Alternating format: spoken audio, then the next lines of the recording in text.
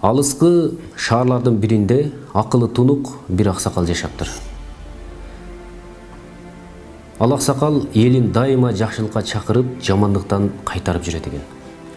Күндөрдүн бир күнүндө бир топ соодагерлер ошол аксакалдын шаарына тамекинин жалбырагын сатып келишиптир. Ошол эл тамекинин жалбырагын билишпейт экен. Тамеки кандай тигилип, кандай өсүшүн билбейт экен. Ушул нерсени пайдалануу менен соодагерлер кыйкырып жүрөт дейт. Келиңиздер, жалбырак алыңыздар. Бул кудуреттүү жалбырак, бул кереметтүү жалбырак. Алганда арманда, албаганда арманда деп кыйкырып жүрүшөт дейт.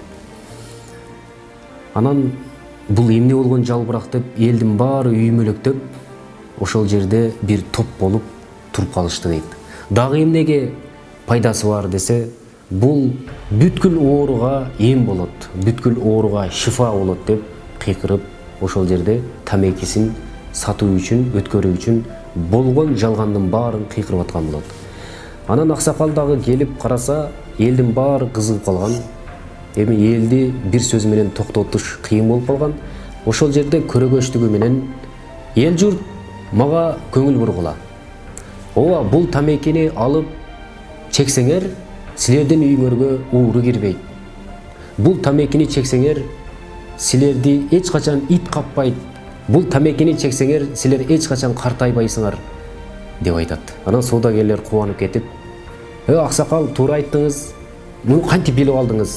Мунун сырын да айтып коюңуз эми биротоло деп ошол жерден суранышат. Аксакал ойлонбой туруп жооп берет. Мунун эч кандай сыры жок.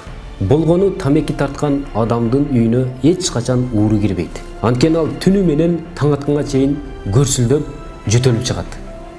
Ууру эч качан ызычуу жерге кирбейт. Дайым тынч болгон үйгө кирет. Дагы тамеки тарткан адамды эч качан ит каппайт. Анткени ал эртеле картайып, таяк таянып калат. Өзүңөр ойлонсоңор, таяк таянган адамды ит кабабы? Тамеки тарткан адам эч качан картайбайт. Анткени ал картайбай туруп эле бул дүйнө менен кош айтышып кете берет. Ошентип аксакалдын сөзүн баары түшүнгөн эл акырын тарап кетишет. Демек бул тамеки зыян турбайбы деп. Азыркы мени көрүп жаткан кээ бирки туугандар ошол учурдагы элди акылсыз, бул акмак экен деши мүмкүн. Урматтуу тууганым, андан да акмак, андан да акылсыздарды айтып берейинби? Азыркы учурда тамекинин сыртын караңыз. Саламаттыкты сактоо министрлиги эскертет, тамеки чегүү сиздин ден соолугуңузга зыян деп турат. Ошого карабастан менин ден соолугум өзүмө, сенин ишиң болбосун дегенсип тамекини алып тартып атат. Азыр бизде демократия, сенин ишиң болбосун дейт.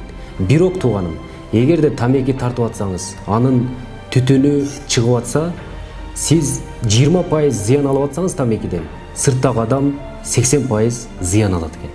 Ошондуктан биз эч качан демократия дебей, эгерде башка бирөөгө зыян берип атсаңыз, биз ар дайым айтабыз, ар дайым дейбиз. Сиздин ден соолугуңуз, сиздин бүткүл эле мүчөңүз аманат. Эртең Алланын алдына жооп бересиз. Эртең сиздин тилиңиз сүйлөп берет, эртең сиздин колуңуз, эртең сиздин өпкөңүз сүйлөп берет. Ошондо сиз эмне деп жооп бересиз? Мейли бүгүнгө атаңыздан кутулуп кетишиңиз мүмкүн. Мейли сиз бүгүн балаңыздан кутулуп кетишиңиз мүмкүн. Бирок эртең Алланын алдында кантип кутуласыз? Кантип сиз бирөөнү алдап кете аласыз? Ошондуктан азыр ойлонуңуз. Азыр эмес, мына видеону өчүрбөй туруп жазыңыз. Эгерде эркиңиз жетсе, күчүңүз жетсе, мен тамекини таштадым деп жазыңыз. Эркексизби? Жазыңыз. Эгерде эркек эмес болсоңуз, дагы да ойлонуңуз. Эгерде тамеки халал десеңиз, өзүңүзгө жол тапсаңыз, анда эмне үчүн бисмилла дебейсиз? Эгерде тамеки халал десеңиз, эмне үчүн балаңызга үйрөтпөйсүз салт катары? Эмне үчүн анда атаңыздан бекитесиз, же болбосо балаңыздан бекитесиз? Демек, мунун зыяны бар экен.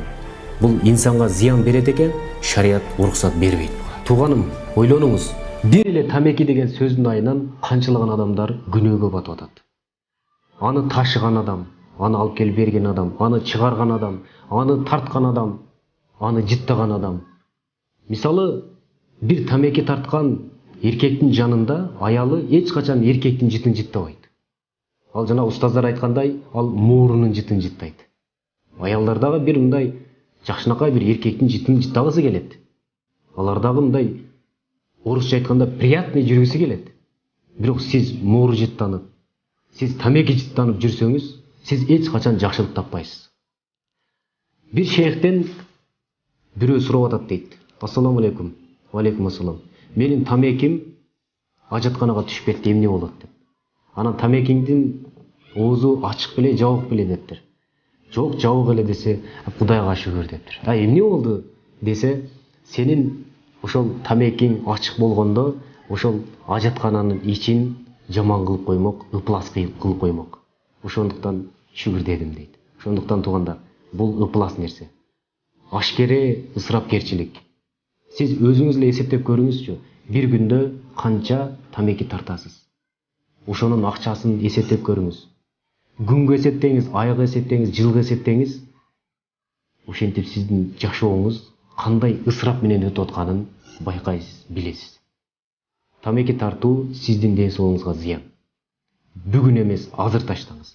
Азыр ушул жерге таштадым деп жазыңыз. Ассаламу алейкум ва рахматуллахи ва баракатух.